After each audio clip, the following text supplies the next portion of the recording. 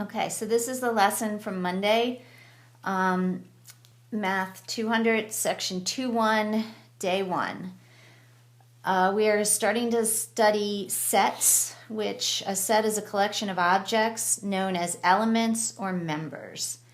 There are 3 ways to define a set.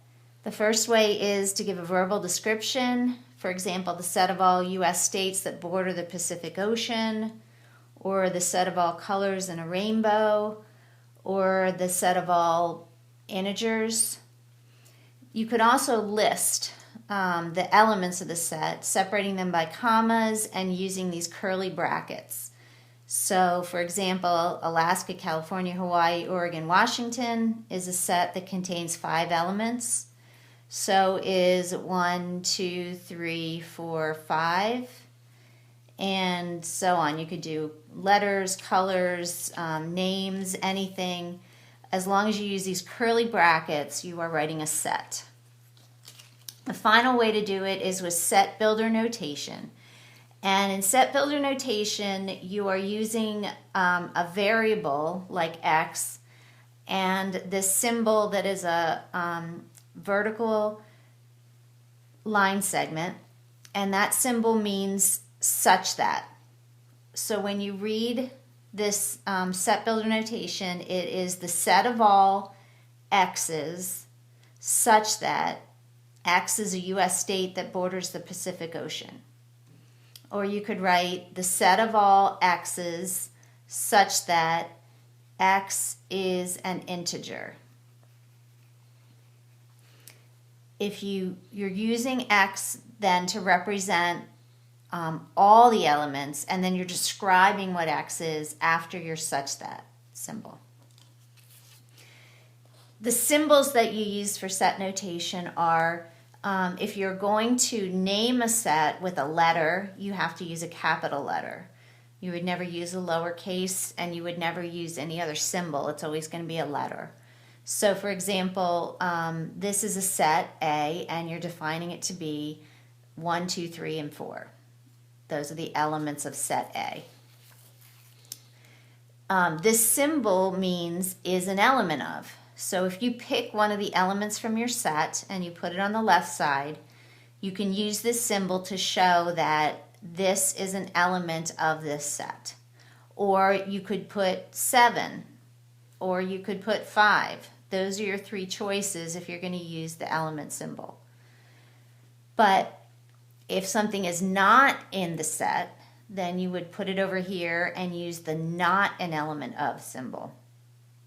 So the most important thing to remember when you're using this element or not element is you would never say something like this, because this is not a true statement. This is a set. So even though 6 is in this set, the set of 6 is not an element of this set. So you can't put together a set and another set using the element symbol. We'll talk about what symbol to use on the flip side, but what's to the left of the symbol will never have brackets around it or parentheses around it or anything. If your set has nothing in it, then it is called the empty set or the null set, and you either put the brackets with nothing in it, or you can use this symbol, which is a circle with a slash through it. Both of these mean the set that has nothing in it. If 2 sets have exactly the same elements, we call them equal. So A is equal to B would look like a situation like this, where you have 1, 2, 3 in this set, and you have the exact same elements in this set, even if they're in a different order. But if you have not exactly the same elements in both sets, you would say not equal to. So either you have more in this set than that set, or you might have the same number, but they're not the same elements. That would also be a situation where you use the not equal to. 2 rules that are always true about sets. If you're listing a set, you would never list the same element twice. So If you have a set that includes 1 and 2, even if for some reason 1 occurred twice, you wouldn't list it twice. You'd only list it once. It's only a member of the set once. And the order that you list the elements doesn't matter at all. So all 3 of these sets are the same thing no matter what order you put them in.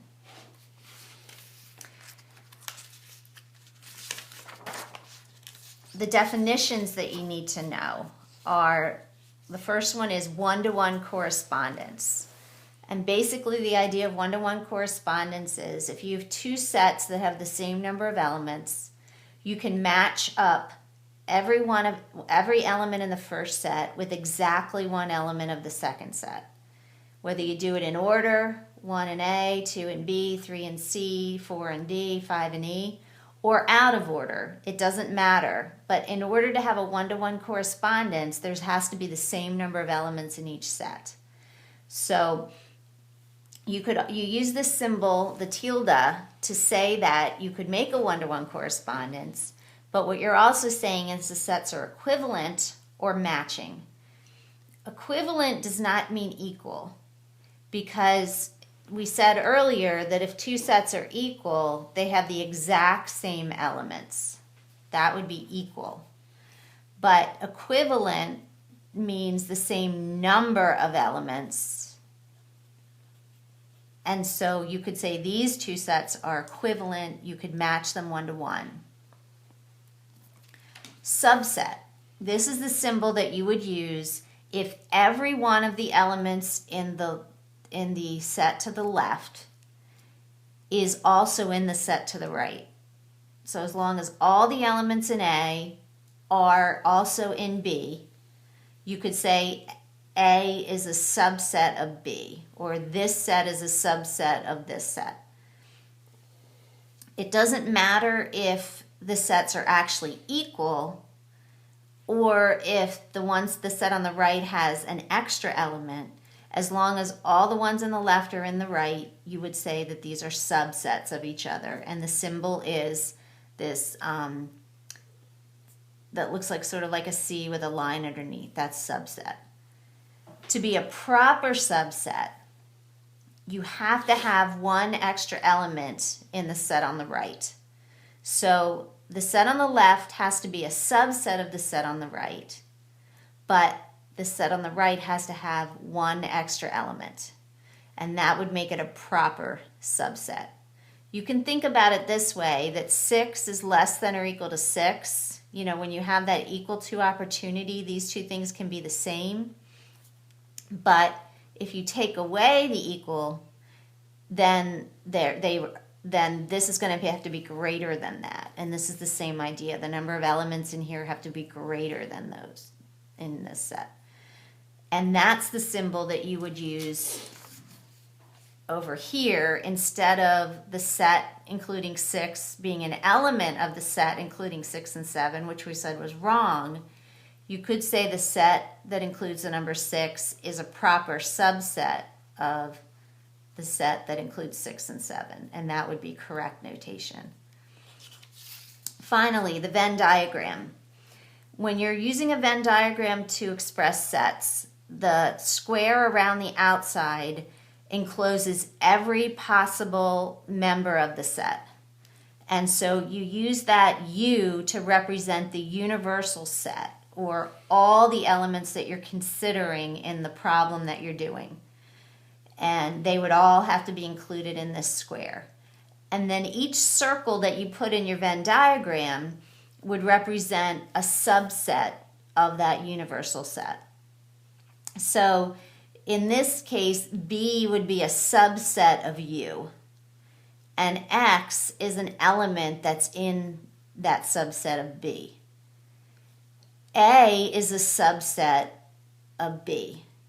So A is a subset of B, B is a subset of the universal set. A is a proper subset of B because there's an element in B that's not in A. So we'd say A is a proper subset of B, B is a subset of U, and if I put another element out here, then I could say B is a proper subset of U. because there are other elements in U that aren't in B. And that's the way you would read your Venn diagram, from the inside out. Anything that is in A is also in B. Anything that is in B is also in U. And you would want to be able to use your proper subset notation, your element notation, the fact that X is not an element of A because it's not inside here. But you could say X is an element of U because it's inside the square, and the square represents the universal set. So you're going to have to do some work with this on your homework. One caution is, if you have a Venn diagram where this is A and this is B, you want to realize that A and B don't really have anything in common with each other if they're not inside each other. So in this case, if X is over here and Y is over here, you could say X is not an element of B because they have nothing in common. But X is an element of A. So if your circles are not concentric, then they have nothing in common. So try your Wiley Plus assignment, and we will go over it when we meet again on Wednesday.